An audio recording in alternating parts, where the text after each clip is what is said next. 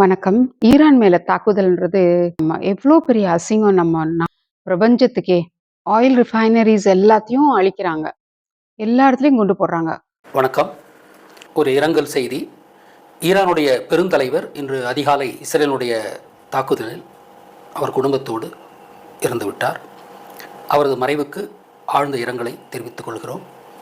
இது என்னுடைய personal loss, என தனிப்பட்ட இழப்பாகவே நான் கருதுகிறேன். அந்த அளவுக்கு அவர் ஒரு அருமையான மனிதர், நைஸ் மேன், ரொம்ப தெய்வீக தோற்றம் கொண்டவர்.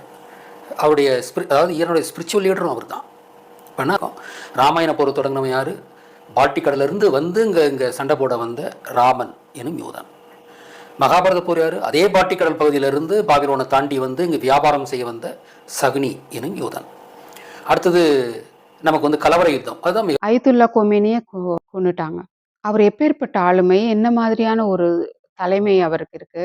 அவரை ஏன் இப்படி பண்றாங்க? ஈரான் அணு ஆயுதங்கள்லாம் தயாரிக்குதுன்னு. அப்ப ரஷ்யா தயாரிக்கலையா? அமெரிக்கா தயாரிக்கலையா? இஸ்ரேல் தயாரிக்கலையா? அவங்கலாம் தயாரிக்கலாம்.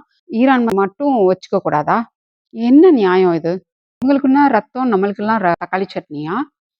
ஏன் இவங்க திருந்தவே மாட்டாங்களா? அயத்துல்லா கோமேனி அவர்கள் இந்த உலகத்துக்கு ஒரு வழிகாட்டியா இருக்கிறதுக்கு அருள் புரியட்டும். நன்றி, வணக்கம்.